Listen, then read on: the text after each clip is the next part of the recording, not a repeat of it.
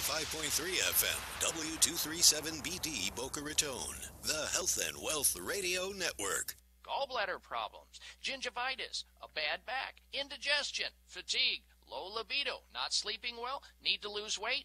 Just some of the topics you'll hear about. Hi, I'm Dr. Bob Martin. Join me Sunday mornings at 10 on Talk 1470 WNN.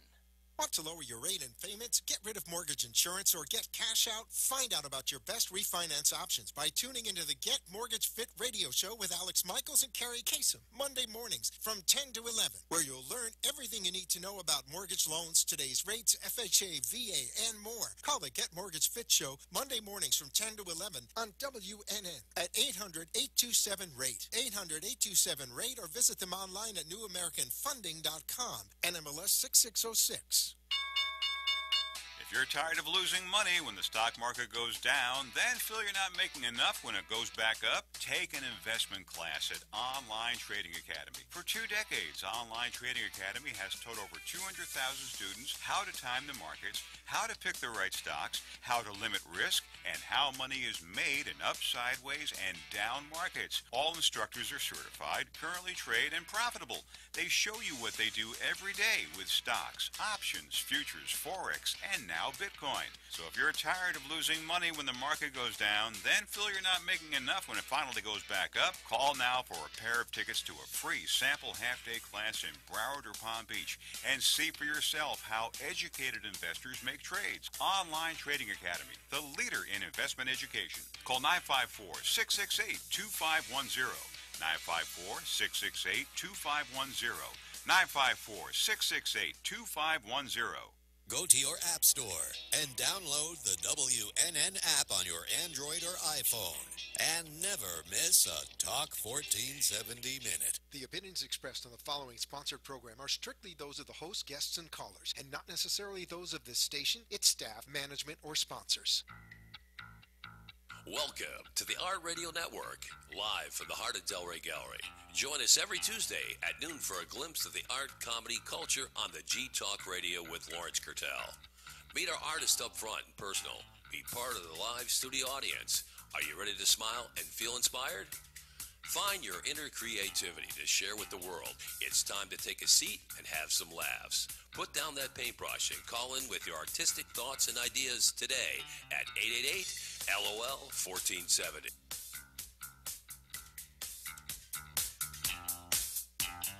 Hey, whoa. That's called feedback, folks. Lawrence Gartell here, G-Talk on the Art Radio Network. And first of all, I want to thank Dan, the executive director, Dan the genius, Dan the brains behind the heart of Delray Gallery. Dan, thank you for a lot of reasons. First of all, I was watching TV this morning, and it was absolutely putrid. It made me sick to my stomach. We all know about these guns. We know about everything. And, you know, I want to learn something. I want a takeaway. I want something. I want to learn. I need knowledge. I'm thirsty. I'm hungry. I want to know about things. And you know what? I just don't get it from normal television. And I'm so grateful for having this show here, that we can actually be free to talk about culture and the people that create culture, the people who are making a difference. And I think that by having this show here, we really are reaching out to people, and hopefully more and more people will watch the show, listen to it, etc. So I thank you, Dan, for making this happen for us. We have callers who are going to call in. The number 888-565-1470. Again, 888-565-1470 is the number to call in. And we do have a couple of call-in authors. Today is Authors and the Subculture. I like to think of it as pop culture, current culture, but culture nonetheless. And I have Sandra Schulman here to my right. I have Rolando. I always want to say your last name first, and then, I don't know, I'm so dyslexic when it comes to your name. I don't know why. You could say it anywhere you want. Rolando Chang. It's just so nice to say. It just rolls off my tongue like that. Rolando Chang Barrera.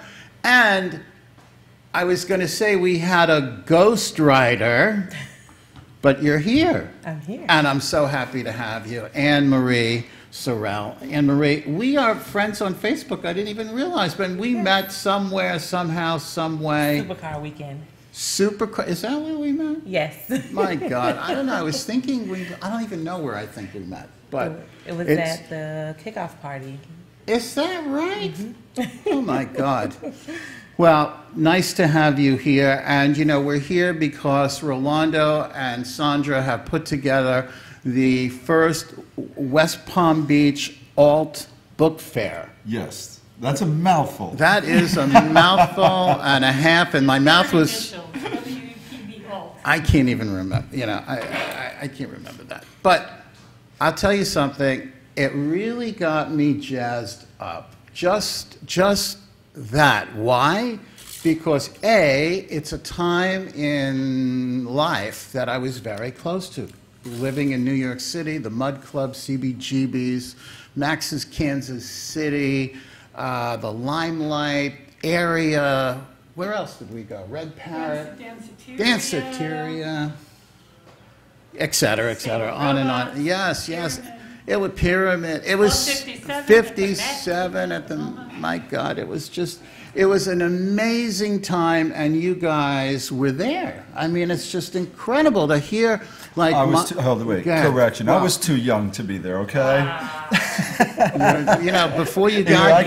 Either I could brag about being there or I could brag about being young. One of the two, but I can't have it both ways. All right. Well, we're going to brag about being there today. Sandra and I will anyway. And Sandra looks, however old she is, she looks good. You look great, Sandra. I was there. You were there. They say if you can remember, you really weren't there, right? I know, right? Something like that.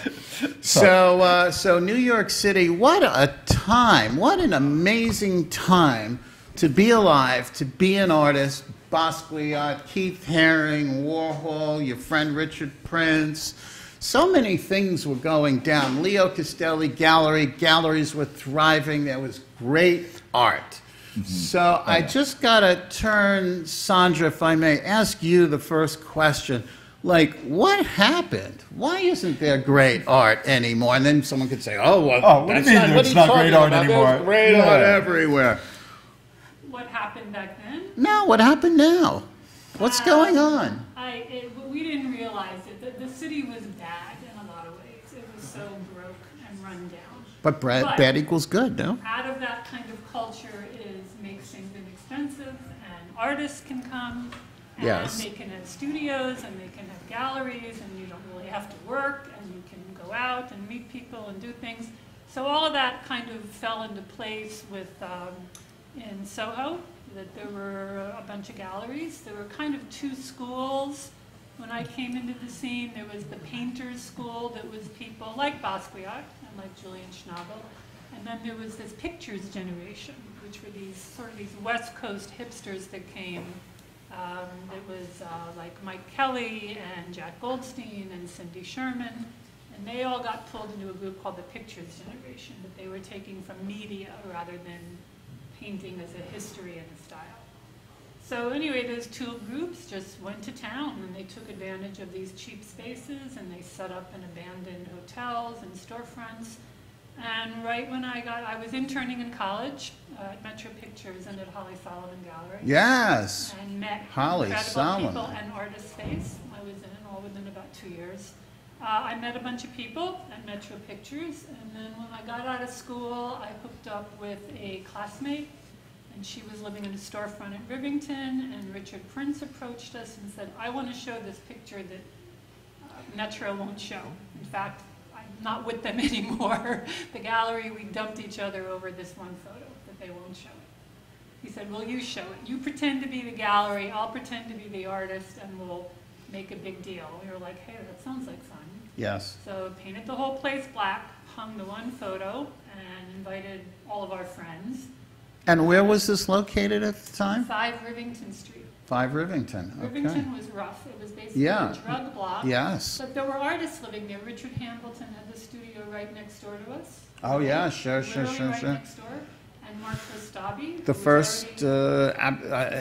first graffiti artist in a way. Richard Hamilton's work was sort of I don't think it was graffiti. It's street art. Yeah, I mean, yeah, he was putting things up, but he wasn't tagging per se. He was doing the shadow people and then the shadows. People, yeah. The dead people outlines. That was the first thing.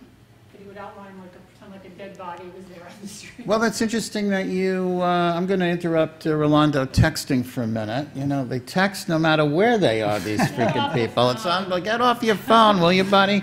Listen, Sandra's very intellectual. I got to tell you, and she brought up a very interesting point.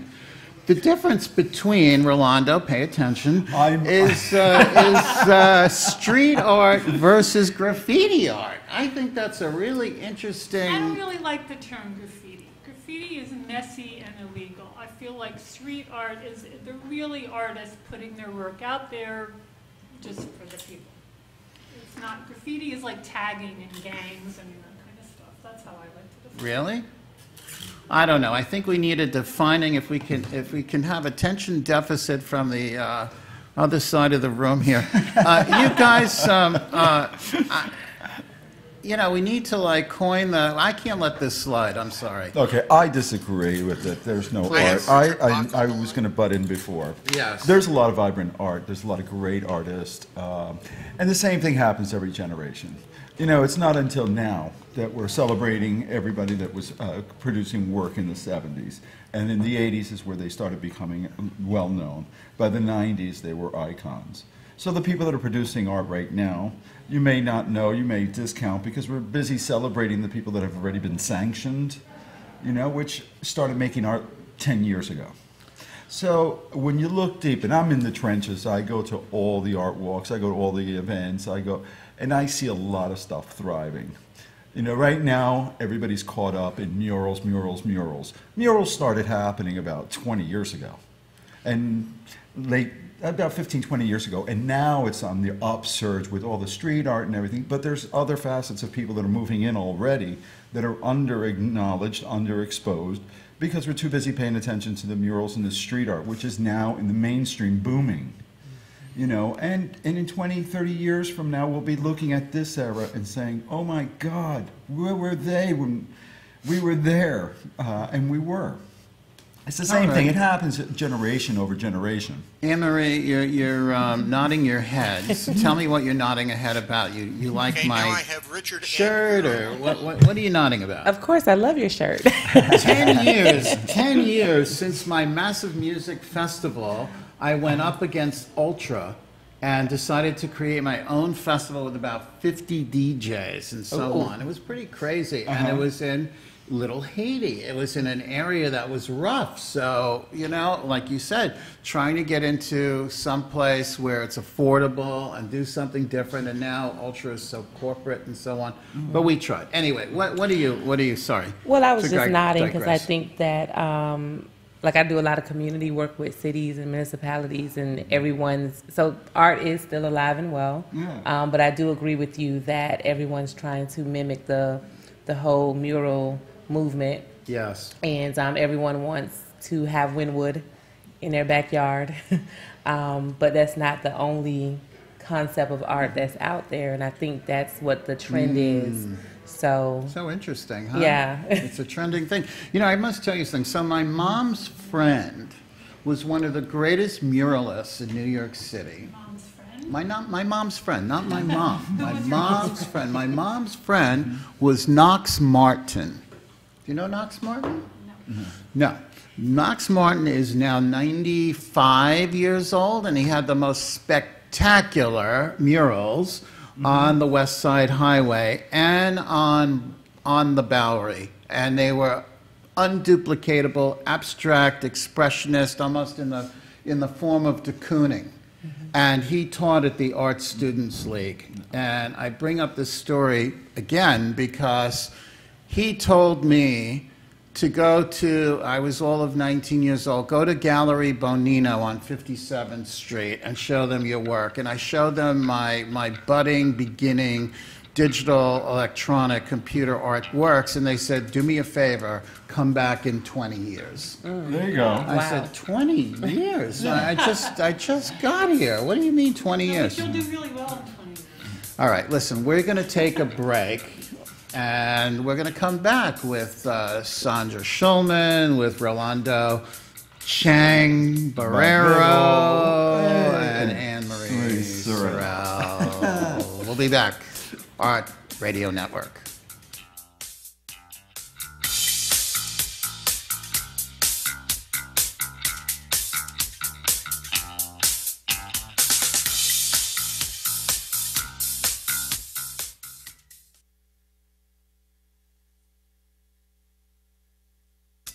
The Heart of Delray Gallery, located in the Delray Art Complex, is one of South Florida's top venues for art, culture, music, and private events. The Heart of Delray Gallery is a cutting-edge, 11,000 square foot art exhibition showcasing local artists and artisans with the highest quality of talent and vision, highlighting South Florida's creative arts. Visit us at the Heart of Delray Gallery, 1440 North Federal Highway in Delray Beach. Come, take a tour, book your next private event or fundraiser, or join us for Art Walk the first Friday of every month from 6 to 11 p.m. For more information, give us a call at 561-278-0074. Hurry up and grab your grub. It's time to rejoin the Art Radio Network, sponsored by the Heart of Delray Gallery. For more information, call 561-ART-0074. That's 561-278-0074. Now, back to our show. And as we do, I have Richard. Okay, Lawrence Gartell here. Lawrence Gartell on G-Talk on the Art Radio Network with these great guests. I have Anne-Marie Sorrell, Rolando Chang Barrera, Schulman. We have a call-in. We have a couple of call-ins, I believe. Let's take those calls. Caller, introduce yourself. This is Richard Bach. Richard, how are you today? I'm pretty good. How are you? Good. Where are you calling from? I'm calling from New York City, but I'll be down there starting this Sunday. Oh, no kidding. Well, we're going to be looking forward to meeting you, I think. I say. I'm not sure. What street are you on, Richard? Say that again? What street are you on? Well, right now I'm up near the Cloisters on Overlook Terrace. Not so bad. Not so shabby. Finish the show, I'm going to be heading downtown to Soho, where I'm hosting a club night tonight with a few legendary DJs from back in the Mud Club era, and then I'll be headed back upstate tomorrow, and I'll be driving to Florida starting on Friday. Wonderful. Well, drive safe. Do you know Frankie Bones by any chance? Just curious. Say that again. I'm sorry. Frankie Bones from Brooklyn. I know the name, and somewhere our paths have crossed, but I'm I sure. can't say I know him. He was just down here. Anyway, let's get to you. So tell me what's going on. Well, Rolando set the tone, I suppose. Oh, my God. No, hey, Richard, you still on there? I am. Tell us a little bit about the experience of working there. Because I know you have you're preparing for a big slideshow and a big presentation for the gallery, but Sandra won't tell me anything, so I got to ask you because she keeps telling me it's a big surprise. It's a big surprise. Hi, Richard. Well, I worked at the Mud Club for about 2 years in 1979 and 1980. At the time, it was located on White Street, 2 blocks below Canal Street. You know, in what's now Tribeca. It was a neighborhood then that really didn't even have a name. The neighborhood was essentially a void, and this club just sort of popped up there. Owned and operated by Steve Mass, Anya Phillips, and Diego Cortez originally.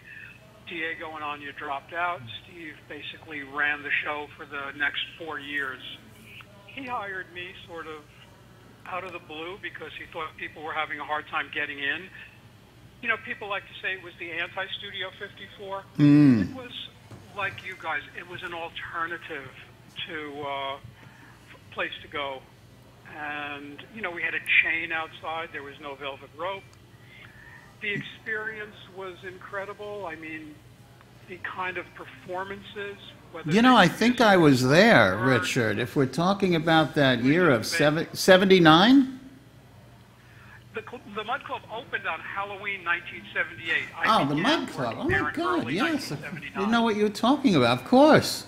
My God, I spent many... he was the doorman. He made the whole place happen. Oh, my God, you and the guy at Studio 54, what was his name? He's a realtor now. Forgot his name. The guy at the door kicked everyone. You probably let everyone in, and he probably let everyone out. What can I say? Oh, my God. Wow, what stories you must have. You must have a book. In the book. I'm thirsty. I wrote a book. I want to read the book. What's it called, Richard, your book? It's a memoir of my 2 years working the door. It was published by incredible. Carroll House. It was released Photos? in September 2017. And I've traveled all over with it. The West Coast, the Midwest, coming to Florida, as you know, next week. And I'll be doing a reading from the book at the Box Gallery on Saturday night at 8 o'clock. Let's read that for 1 second, Richard. Rolando, tell your shtick. Talk about the Box Gallery, the alt... Well, the Box Gallery, Sandra proposed a release book for the Mud Club, which is Richard's book. Right. It just was released in New York to a lot of notoriety and a lot of fanfare. Oh, my There's a God. lot of wonderful write-ups. He's taken it all over the country. So, and Europe. yeah. So, then we were like, well, let's make it like a big deal, And how cool. So we started... What's his name? No, but I mean, like a really, really big deal, and let's do it like a weekend thing. And then we decided to create anchors around the program, and the name Paul Zone came up, which I think he'll be calling in a little bit later also. And then, of course, Rick Rose, which has the best-selling book right now in Palm Beach County, came up, and we're like, okay, how do we put all these people together? Because it doesn't really make sense to put them together. Yes. And I had Anne-Marie Sorrell that also had a wonderful book that was being released. And so we just decided that we do a whole weekend full of all our friends. What am I, chopped liver here? It's incredible. I just went right over. No, but the next day I went to an event. I went to an event. Yes. And guess who was there? You were there, and I invited you because of the cars, remember? Yes. But I didn't realize that you had this fabulous book. And it was like, I saw this book, and I was like, well, you got to be part of it. Yes, thank you. So you're going to be on, everybody, this is Lawrence Gartell. When am I going to be on? It's Hype Pop, your book, right? Yes. So Hype Pop is also going to be part of the Paul Zone Friday opening. And all these books tie in. They all have crossover people. Right. It's a lot of counterculture people, a lot of queer people, a lot of women artists, people that are not necessarily always part of the mainstream. Yeah. But they are nevertheless culturally relevant and important to be recognized. And we put them all together. Then, of course, since music was a big part of it, I enrolled Paul Clove, who used to be the DJ. At first he was the doorman, then he eventually became the DJ at Respectable Streets. This is one of the most notorious nightclubs here. Yes. And he is going to be DJing a set on Friday and Saturday night also. On Friday we have Skurros performing live. And then Saturday night we have Ace Scully performing also. And it's going to be just a phenomenal weekend. Sunday, there's Serena Shriver that does a lot of the Blast and the Howl at the Moon open mics. And she will be doing a project on Sunday as the kickoff to the Sunday authors. We'll have it's crazy. I have no idea how it's going to look like realistically. I just been putting wonderful people together with wonderful and amazing books. Well, that's what you do best, yes. I have to say. I Put try. amazing people together. You know, what's really interesting about this, I have to say, is that there hasn't been any resurgence. I went to the Max's Kansas City tribute. I think it was the 30th anniversary at Gibson Entertainment Center on 54th Street, and everyone looked like shoe leather, I have to say. I went to a 40th anniversary CBGB's thing. It was really depressing. Yes. Sorry to say. Yeah. I like to remember them, Beautiful. Me too. Me too. But, you know, no one, you guys look in such good nick, as they say in Britain, you know, which is really wonderful. And I think it's great to have this kind of synergy because it got so lost. I don't know where it went.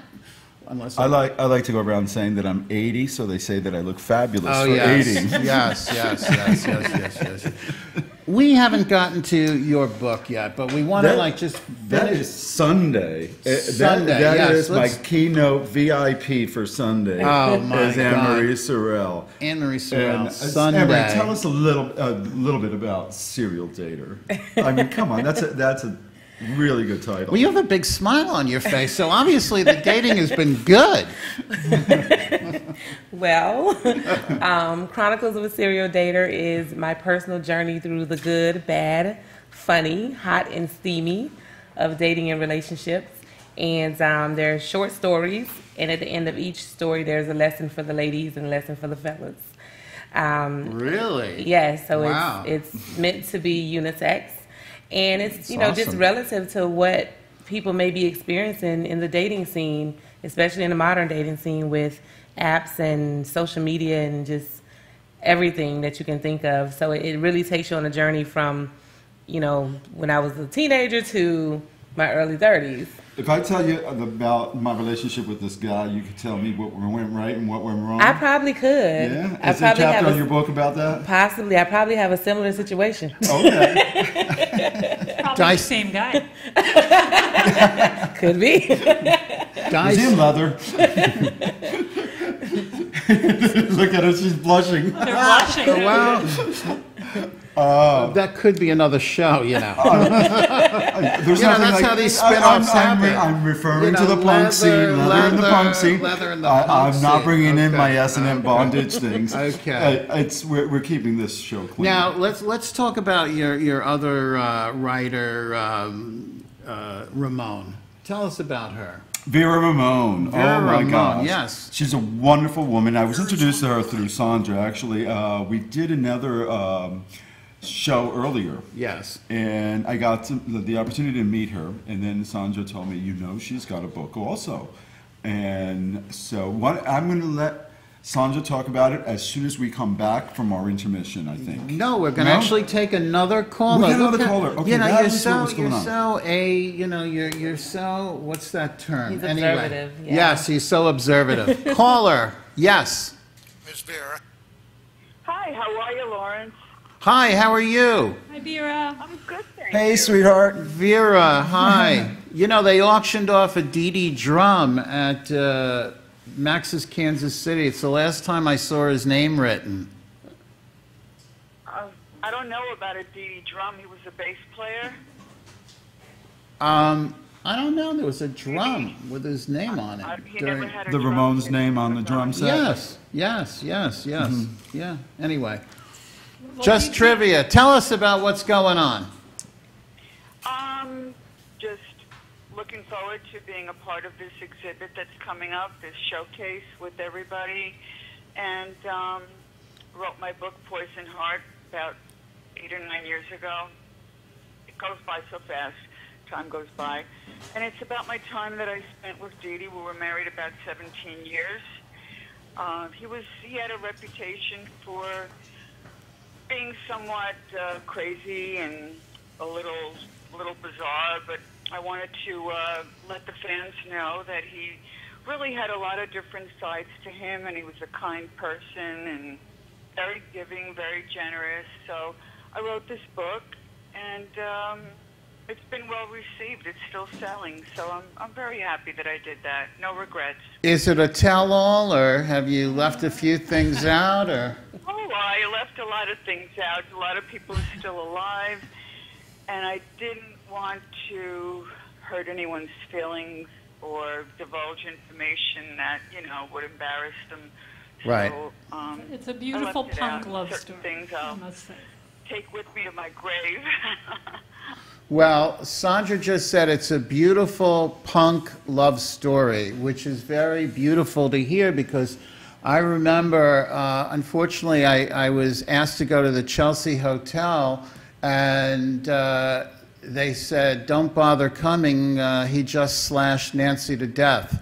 So, you know, some love stories don't work out as well as others. Listen, can you hang in there for us? We're going to take a short break, and we'll be right back. Lawrence Gartell, G-Talk on the Art Radio Network, 95.3 FM, 1470 AM, okay, if you're listening in. All right, thank you. We'll be right back.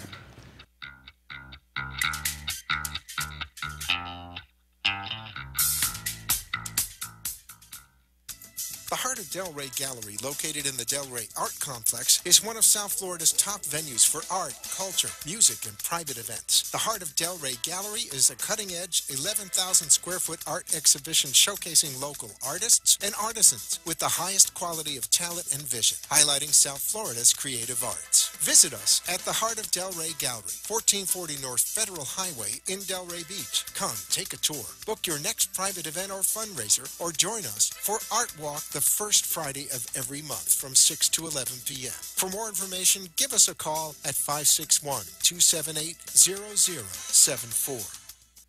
Hurry up and grab your grub. It's time to rejoin the Art Radio Networks, sponsored by the Heart of Delray Gallery.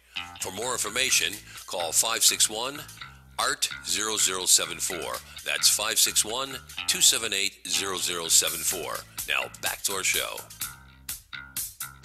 Okay, Vera, when is your talk? Do you know when you're going to be talking at the Box Gallery, or Rolando, you're going to tell us? Actually, Vera was so amazing. When I asked her to speak, she said that she would come in and make a special guest appearance over the weekend, so she will be there Friday. Right, Vera? You're coming in Friday? Saturday. I wasn't sure about Friday, but I definitely will be there Saturday. Okay. Because she did not want to... be part of. She wanted to give Paul Zone and Richard Bach the limelight, because she was like, we only have 2 special days, and we have 2 special friends of mine, and I wanted them to be all about them. She goes, I will make an appearance, and I will bring my book, and she has brought her books, and some beautiful and some limited edition T-shirts and some photos, and she'll be there signing books. This is Saturday. just so cool. She was excited. Cool. She was so excited that her friends were going to come back. You know, she appears on the cover of Mud Club book. She's the only living person left on the cover of the Mud Club. Yes. Bowie is gone. Joey is gone. So when Saturday when Richard is here and we get to buy the book and we get to look at the book, Richard gets to sign it, and if we're lucky, Vera, will you sign the cover of my copy? I want my copy signed. Oh, okay. Thank you. I'm going to hold you to that. Vera, you're the only living person? I mean, we're not talking about people who are in the Civil War. I mean, this was like not that long ago. I'm not that old, God. No, I know. That's what I'm saying. The only living person? I mean, on the cover? I mean... My goodness. Vera, the caveat is, let's say that we're 80, so everybody says that we look fabulous. True. Yeah, you look good for your age. Vera, if we met at CBGB's, the Mud Club, or Max's, you definitely wouldn't recognize me today. I can tell you that. Well, I think everybody's changed. I mean, I know people that I went to high school with and grew up with, and if I saw them today, I wouldn't know who they were. You'd pass them in the aisle at Publix. You know? Yeah. Listen, what high school did you go to? Oh, I went to Flushing High School. Flushing? Flushing. Yeah. Queens. Right. Got it. The boys were all from Forest Hills, and they actually have a street named for them in front of Forest Hills High, and they were all dropouts, so it's really unbelievable. It's unbelievable. You know, I think in your... I don't know. I was reading something, Rolando, about having Robert Mapplethorpe. I am going to bring out my collection of exclusive books. I have a copy, an original copy of Sex by Madonna, and I also have a copy of... Oh my God, I have an extensive... the drool is just coming down I have... I've been to Mapplethorpe Studio. I have literally like about 4,000, give or take a couple, books. Who's helping you bring them all to the gallery is the question. No, I'm not going to bring all my books. No. I'm Why just not? bringing a selection of I wanna see 'em books. all. And then I got in touch with my dear friend Carol Becker, who was the provost of my school when I graduated. And where did you we're going go? to be bringing in a couple of her new edition books for people to review. They're activist books. It's the first time. She got me published the first time in one of her books. So we're bringing that book originally that's talking about activist works. So all of these books that I collect were books that were either banned or controversial or caused an uproar.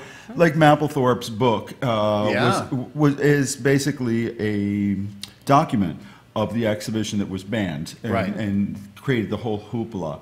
I had the original newspaper clippings from Serrano, which I couldn't find them. I was looking for them, but I don't know where I put them. From his controversial piece called Piss Christ. What interests me is that a lot of these people wrote books and they published books that have over the years been controversial, been banned, completely come back to the open. This photo was recently banned from the Tate Museum in London. Yeah, I guess. Hold that up to the camera over there. Show the 40 years picture later, Richard Prince of Brooke Shields. Go ahead, tell us a little bit of the backstory. Well, this photo was it was taken by a guy named Gary Gross, and he had done this when she was about 12, and it was part of a series of several pictures of young girls. It was actually in a catalog. He was making posters out of them. And Richard Prince got a hold of the catalog and rephotographed this and went to his gallery, Metro, said, "This is it. This is my next show." And they said, "You're crazy. You're out of here." Ended their association with Metro. So he brought this to Rivington Street for us to show. And we showed it, and he got a cease and desist letter from Gary Gross's lawyer, and Brooke Shields' mother was trying to stop him. It's still controversial. Literally just a few years ago at the Tate in London, they banned this photo and made them take it down. But he ended up making an edition of 10 of this, and each one sold for about $5 million. Give or take. Made $50 million off that one photo that we were selling for $250, and no one bought it. One of the other books that I'm bringing in, and lo and behold, it surprised the heck out of me because here I am gathering books from my library, and Paul, Richard, and everybody is on board for the exhibition. So I'm pulling out The Ballad of Sexual Dependency because I love Nan Goldin, the photographer. I got to meet Nan about 20, 30 years ago when we did The Ballad of Sexual Dependency as part of a cultural project at Miami-Dade Community College under Olga Garay, which is now in Los Angeles. And I got to meet her, got to speak with her, and I fell in love with the story behind how she got these photographs put together. And it's basically a journal of her walk on the wild side through the underground in the punk days. And then I posted it on Facebook, and Paul writes me from Los Angeles. He goes like this, "You know that's me on the cover." And I was like, oh my God, that is serendipitously. That is so great. You know, that I'm here going to be exhibiting a book and I love the book and the cover. And then I have Paul separately. And it just happened that he's the on the cover of the ballad back then. Amazing. Sexual dependency. It was like 200 people. Let me cut you short. We have a caller. Introduce yourself, caller. Oh, this is Paul Zone calling. How you doing? Paul. Well, good morning, Paul. What time is it in L.A.? You got him up bright and early. It's not too early. It's about 9:30 out here. What's happening, Paul? Well, I'm just really excited to come down and be a part of Rolando and Sandra's big weekend. It should be a lot of fun. I've sent them a lot of amazing photographs of everyone before they knew what was in store for them in their lives. Yes. A lot of musicians and artists. My book, Playground, deals with a before account of what was then to be called punk rock. So everything is basically between the year 71 and 75. Right. So it is basically a memoir of words and photographs of the New York scene before any of the artists made their first records, including Blondie and the Ramones, and there is a long list. We do have about 30 or 40 photographs that are going to be displayed at the gallery. Oh my goodness. You didn't tell me that, Rolando. That's so exciting. Yeah, it is. It is. I've been bringing these photos. Basically, they've been all around the world at this point, and none of the photos had ever been seen before they were published in the book.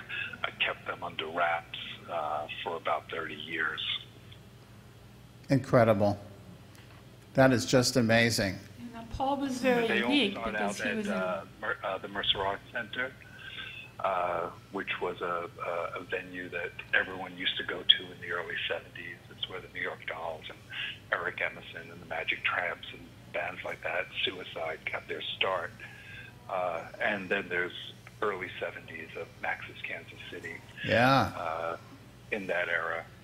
And then, of course, from 74 and 75, which was basically considered the birth of punk, which didn't really happen. This is when all of the bands were just starting to do their first shows, and I was just happened to be there and photographed all of my friends and everyone, and it is it's pretty much an exciting look. Were you around? Obviously, you were for the New York Dolls at Max's. Yeah, and also at the Mercer Arts Center, 72, and at which was a very, very exciting time in New York, the glam rock era. And it's funny because in those years, in 72, 73, 74, that's basically when all of us were there at New York Dolls shows, all, of course, saying we're going to start bands also. So you would see Debbie and members of the Ramones and members of a lot of the bands that came to be in the punk era, basically going to all of these shows at some of these Richard places. Hell and the Voidoids. Paul was in the Fast. You were in the Fast. And his two brothers. I had a band called the Fast, and I think they we were had. around for a while. Of course, made a lot of records and videos. We are working on a documentary of my book right now, and it's in the works. And everyone that's still alive has been interviewed already. About 65 interviews. But my brother and I, when we split up the Fast in the early 80s, like 81, we moved to London, and we had a band called Man to Man, which was basically a take on the electronic movement that so was juicy, happening these then stories. with Soft Cell and Depeche Mode. And we had hit records out throughout Europe and did Top of the Pops and things like that. So the memoir in the book and the story and the writing goes throughout the 70s and throughout the 80s and what it was like being in Europe at that time. But the interviews we got for the book are really good because we have everybody from the early 70s glam scene all the way through into the 80s. So there's members of Suicide, members of the Village People. It really goes from one extreme to another, which was a lot of fun. The photos in the book and the photos that are being exhibited really show what it was like to be in New York. Incredible. Listen, I don't mean to cut you short. I want to ask Rolando, when is he coming on? Paul is going to be here on Friday, March 9th, and at 7 o'clock. And if you want to get some T-shirts, he's also bringing the Keith Haring shirts from Man to Man, the original shirts, and we will have some of them as well as some posters. Deborah Harry posters. Are those from the Pop Shop themselves? I don't know if they made it to the Pop Shop, but they make it to my shop. And, I'm not here to advertise the Pop Shop. That's right. The Box Gallery. Rolando, the dates again, please, before we take March 9th, 10th, and 11th. Oh, my At the God. Box Gallery, 811 Belvedere Road. Those only 2 galleries that you need to know. The Box Gallery in West Palm Beach, and, of course, our host gallery. Yes. The Heart of Delray Gallery, which is where we're 1440 airing North Federal from. Highway in Delray Beach. We're going to take a short break. Lawrence Gartell, G-Talk on the Art Radio Network with great people here. We'll be right back.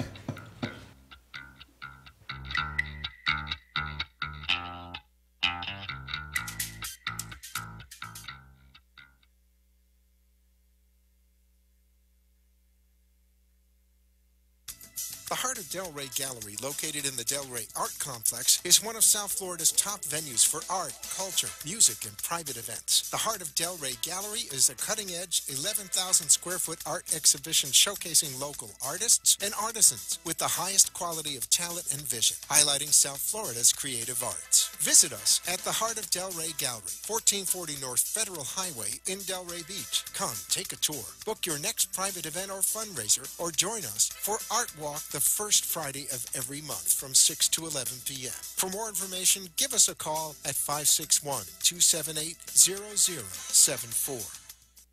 Hurry up and grab your grub. It's time to rejoin the Art Radio Networks, sponsored by the Heart of Delray Gallery. For more information, call 561-ART-0074. That's 561-278-0074. Now back to our show. Everything's going. We're back here. Sorry, here we are. Woo.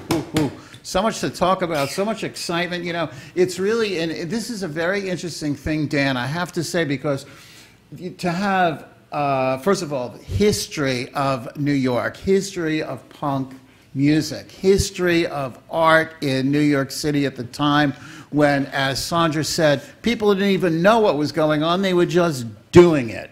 And that's really part of the excitement, I guess, of this, to like bring it all back. And I'm afraid that I'm just showing my age in saying that, like, I'm having it come back when I'm not having contemporaries here, because it was such an era. What's it feel like to be retro, Lawrence? My God, it's terrible. It's depressing, is what it is. We've lived long enough to be called retro. That's scary. It was a unique creative period in New York, and I don't think it has happened again. I mean, the circumstances have all changed, and these people we're bringing down for next weekend, I mean, these were the real deal. These people were there. They were making the things happen. Yeah. They were in the trenches, and they're some of the few living to tell the tale. I just want to salute them, is what I want to do, and buy their T-shirts, and buy get their their books. books, and get all of this stuff. And my own book, Warhol versus Gartell, Hip Hop, There you because go. 1985, I met Andy at Studio 54, and he asked me, do you know how to use a computer? Yeah, I heard you are. You're the computer guy. I said, yes. And I had worked 10 years prior with Namjoon Pike. And at Media Study of Buffalo. We were there when he did his installation at the Miami International Airport way back in the day when it was really confusing to the public. The big TV sets. Oh yeah. Yeah, and so when I brought up about Gallery Bonino and so on, and my mother's friend, Knox Martin, who said, please go there and show them work. Bonino was carrying Pike's work, and they didn't sell a single piece, but they were using him as the pawn to drive all the people to come to the show. They sold nothing of Namjoon at all. Nothing, like me, sold nothing.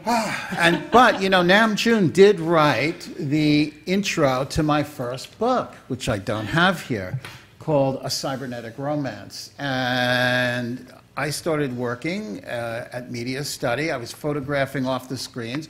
And it brings me to another point, because it was so early. There weren't grants for digital art. There was no such thing as digital art whatsoever. Well, And you know that anything. digital art is making a comeback now, differently than what it was when you were a kid and producing the original pieces. Right now, there's iPad sketches and stuff like that are finally getting the images are finally getting into museums and galleries as a new art form. Well, welcome to the world. What can I say? Because I remember when you were starting, I was learning how to do desktop publishing on Aldus PageMaker 1.0 or something like that. We were still working in images on matrix printers. Of course. But I really want to celebrate one of the artists that are showing here. Brian Cattell, the photographer. Yes. And he just recently released his book, Bear USA, after a couple of years of traveling around the country. Yes. And it's available here at the Heart of Delray, as well as he is going to be making a presentation over at the Box Gallery. So he's double dipping, is what you're saying. He's double dipping because he's here, he's there. He should, because he's wonderful. Yes. He's an amazing photographer, sculptor, installation artist. Very innovative stuff. It's wonderful.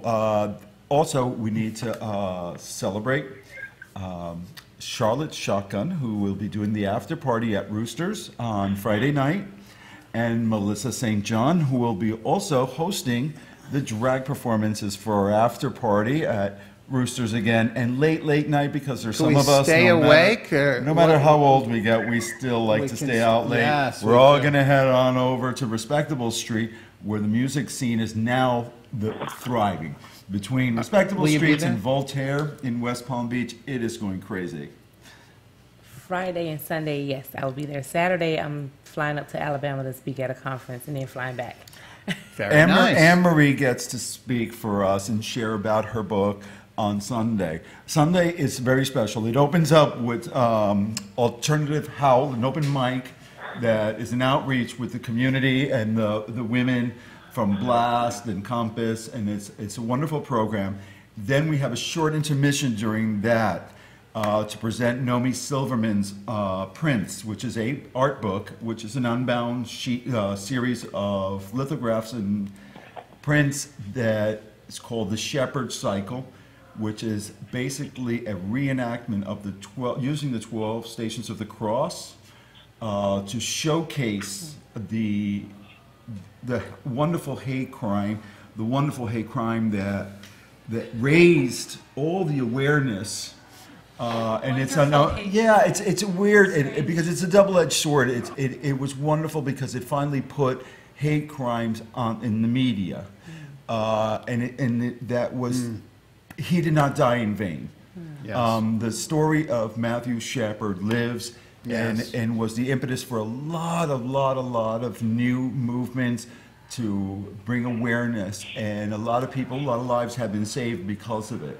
So it was unfortunately a terrible way to get it done, but a wonderful result as the Do you have cots or beds, or are people just going to crash? In the old days, people would just lay around till 4 o'clock in the morning, and of course, some of them would still be there the next morning. How's it going to work? It sounds so fabulous. You'd want to be there for the whole thing. I luckily live a block away. What about the rest of us? I let people stay over at will, but only if you dare. I don't make any promises, and I don't feed people. Scary, but we order out. We'll get food from this kitchen sounds so or someplace fantastic. down the The block. Box Gallery, the 9th, 10th, 11th, the Alt Book Fair. On the Cultural Corridor in West Palm Beach. Cultural Corridor. Well, I don't know. I think of a corridor. Read all about it in West Palm Beach Magazine. Yes. Yes. Well, West Palm Beach Magazine has been really great for the gallery and for the Cultural Corridor. They cover everything that we do. And we're very happy. Also, the Cultural Corridor has boomed. If you want to see where the scene really is happening Orlando now. coined that term. I love that. Yes, I did. He coined it, and suddenly it's in the Palm Beach Post. And it's Jesus, official. you just spout words, and people are there with their pencils writing them all down. It's so easy, It's like I wave and throw some fairy dust in the air, and shit just happens. Sandra, show your book, because we need to see it. Can you hold it up to the camera here? Tell us the name of the book, etc. Spiritual America, the catalog, 1983 to 1984. You can get it on Amazon or through the website. That is fantastic. Okay. Will you be America. signing books? Are you there to sign these things as well? Signing books, and I'm going to be talking about it a little bit, and I'll have some other special things. And when you're not here with us at the Heart of Delray Gallery, 1440 North Federal Highway in Delray Beach, let's get this in. Anniversary party Thursday, March 8th from 6 p.m. to 10 p.m. 1 year anniversary? 1 year fantastic anniversary. This place is so, I'm making a segue to the gallery. This place is so beautiful. Everyone who comes here falls in love immediately with the space. It's beautiful. It has a great vibe to it. You just want to do things here. I'm reluctant. Okay, I'm going to hold these up, and hopefully I'll get a free copy of them for doing a shameless plug. Shameless promotion. This is Cartel's book. You get to sign a copy of it and hand it over to me. Say, keep it at the gallery. And, of course, Chronicles of a Serial Dater. Marie Sorrell. Thank you. Thank you. I get a free copy now. All right, put the book down for a second, Rolando. I want to ask, Sandra, when you're not here with us, what are you doing every day? Yeah. I write for West Palm Beach Magazine. I'm the senior arts writer. I've been there about 3 years. I contribute to Palm Beach Arts Paper. I write for an art magazine in the Hamptons called Hamptons Art Hub. Yes, of course. I used to live up there. And I also write for News from Indian Country because I'm Cherokee, and I write about art and entertainment for... It's a newspaper that goes out on the reservations in the U.S. and Canada. Oh my goodness, that's I didn't know that. And she's been doing this. She's been doing this for what, 30 years now? 30 years. You don't look it. I started at the Sun Sentinel. I started at the top. She started at the. When New Times first came out, there was another magazine called XS. Of course, my friend Michael Farver was running that thing. Well, that came later. I started in 1989 at the Sentinel, and I had 1.5 million readers overnight. And I really was not even a writer before that. I was wow. Can you tell them to keep writing because I haven't seen a damn thing of them No, anymore. don't write. There's no money. I haven't seen the Sun Sentinel writing a thing. It's lots of fun, but it's an all-volunteer army. Okay, all right. Anne-Marie, what can you tell us? Of what I do when I'm not writing? Or dating? Well, when you're not dating. Well, dating is a full-time job. I understand dating is that. A full-time job. I heard you only dating. No, I actually run a marketing, public relations, and government relations firm, the Mosaic Group. We're based in West Palm Beach, been in business 13 years. And so we work with nonprofits, government agencies, real estate developers, healthcare organizations, and so on and so forth. Sounds like you're doing some fabulous stuff. Listen, I'm forced to ask you this question. Yes. Does a man with hair turn you on, or does it turn you off? I'm open. I don't discriminate. But I will say that more men without hair are attracted to me. Interesting enough, I think they just want my shaving tips. Really? Well, that's very interesting. Listen, first of all, I want to thank everyone who's here. Thank you, Anne-Marie. Thank you, Rolando. Thank you, Sandra. This book thing is going to be absolutely fabulous. It's fabulous for me. Annual. I think Are you on this every year. Was that question to Anne-Marie because you're considering turning metrosexual and start waxing? I don't know. I just sort of asked the question. She looks so fabulous, just like that. I mean, you're bubbling, overwhelming personality. No, I'm just admiring. I'm an admirer. I thought it was a shaving kind of metrosexual. No, I don't. No. He's actually dating, wanting to Listen, let's go back and talk about. I just want to get one more thing in about the anniversary here at the Heart of Delray Gallery, March 8th. Big celebration. They've got lots of things in store. I'm not at liberty to say, but they're going to do some great things. It's going to be a lot of fun, fantastic. Here at the Heart of Delray Gallery, 1440 North Federal Highway in Delray Beach, Florida. It's fantastic. Okay, so we want to thank everybody, and arrivederci. See you next time. Peace out. All right, now.